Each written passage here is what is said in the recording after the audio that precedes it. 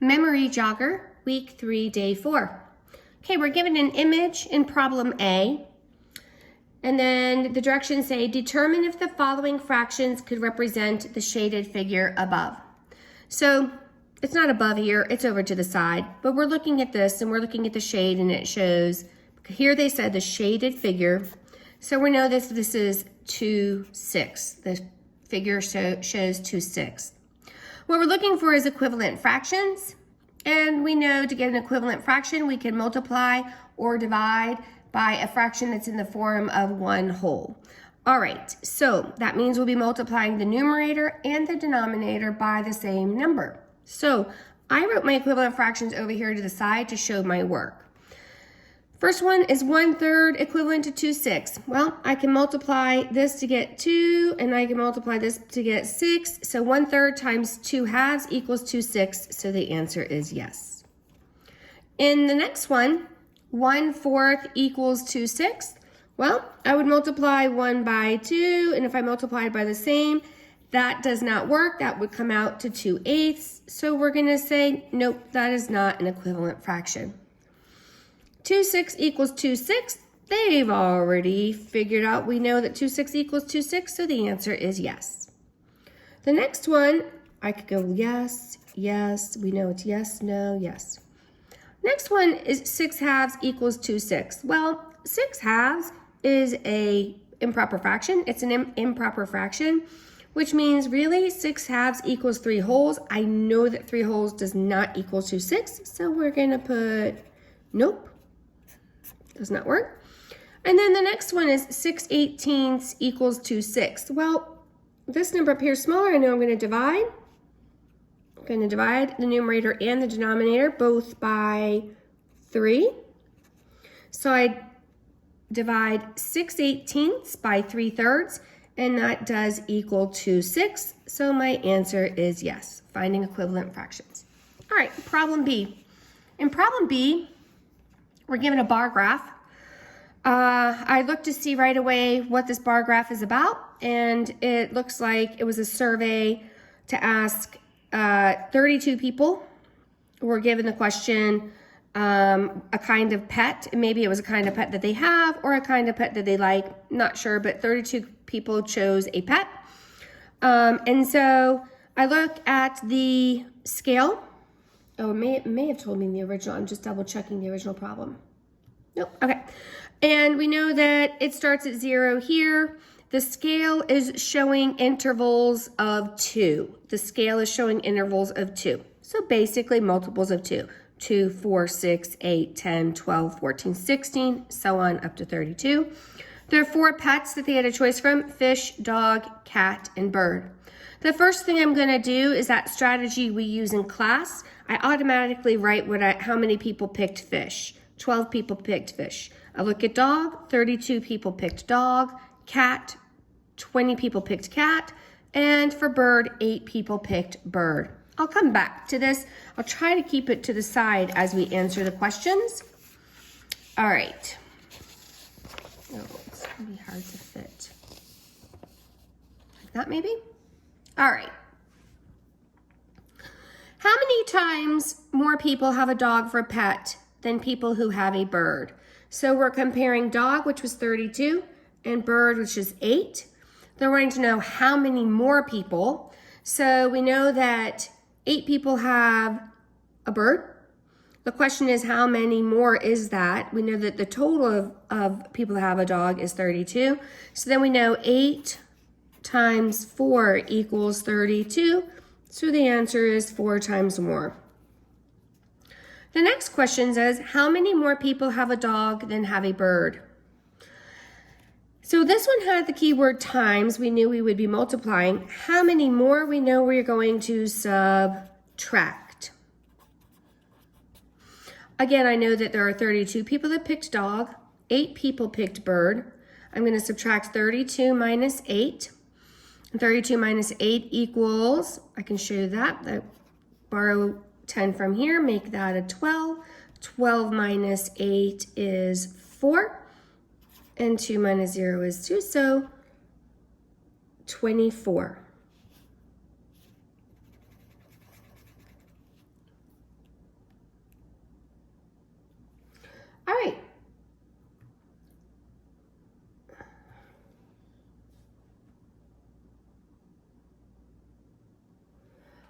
We're on question.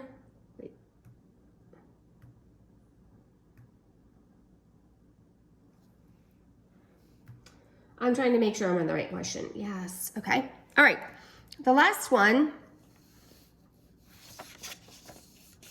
question 6, is still with the bar graph.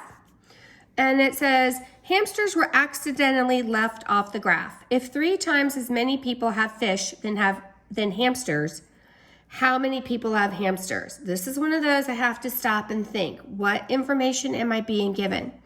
So they're asking about a category that's not even on here. They don't even have hamsters. And they're like, uh-oh, we forgot them. Okay, fine. So we would be creating a new column, a new bar, actually. If 3 times as many people have fish, well, we know that fish is 12. So that means the total is 12. And we know that it's 3 times as many people. The thing we're trying to find is how many have hamsters here. So that would be 3 times 4 equals 12. So the answer would be 4 people. All right. Problem C says, and I'm not sure how to pronounce that. I'm going to say Adrina has 24 bags of candy. All right, I have to picture 24 bags. 16 of the bags have 32 pieces of candy. So I could start by thinking and drawing a picture. I could say 16 of these bags, and each one of these for that first one has 32 pieces in each. Well, if I want to keep going like that, I know I have many groups of, which means I can multiply to figure out how many pieces of candy are in these 16, which is the first step. 16 times 32. Start with the ones place. 6 times 2 is 12. Carry the 10 here. 6 times 3 is 18, plus 1 is 19. I'm finished with the ones. I'm finished with this. I put my placeholder 0. 1 times 2 is 2. 1 times 3 is 3. I'm finished. I'm ready to add. 2 plus 0 is 2. 9 plus 2 is 11. Carry 1 here. 2, 3, 4, 5, 512. And I put that amount up here. I know that I have 512 pieces of candy in these 16 bags. The rest of the bags have 28 pieces of candy. But to figure out the total pieces of candy in that amount, I first have to figure out how many bags there are. So to figure out how many bags there are, I have to subtract the 16 from the 24. So 24 minus 16 is 8 bags that have 28 pieces of candy.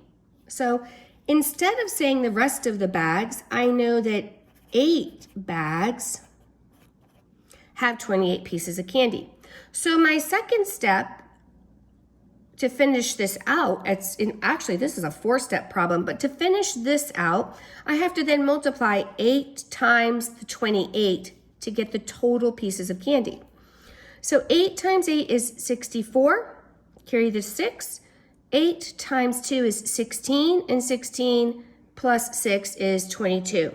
So there are 224 pieces of candy. I have the information I need to answer the final question, which is how many pieces of candy does Adrina have? So I'm going to now take my 512, add it to my 224. 2 plus 4 is 6, 1 plus 2 is 3, 5 plus 2 is 7. I have a total of 700, or Adrina has a total of 736 pieces of candy. Problem D, Pam has 3 bottles of soda. Each bottle has 3/8 liters of soda in it. How many total liters of soda does Pam have? I'm going to draw my visual of what it is I have. It's nice because there aren't so many bottles. It's easy to draw. I can draw my 3 bottles. And I know in each bottle, they're not full. Pam, she has 3/8 in each one of those, and that's what I've drawn here. So to find the total, there are 2 methods. I could either add 3/8 plus 3/8 plus 3/8. When adding, I need a common denominator, a like denominator, which is 8. So I can just add my numerator. Comes to 9/8. That's an improper fraction. I'm going to divide 9 by 8 and get 1 1/8. Or the second method is to multiply.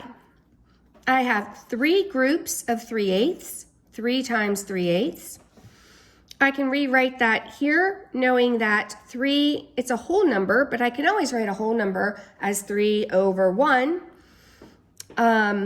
because 3 divided by 1 equals 3. So this is another way of writing a whole number as a fraction. 3 over 1 times 3/8. Once I'm in multiplication, I just multiply straight across numerator by numerator.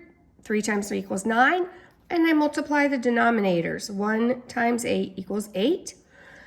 Improper fraction, I don't want to have my numerator larger than my denominator.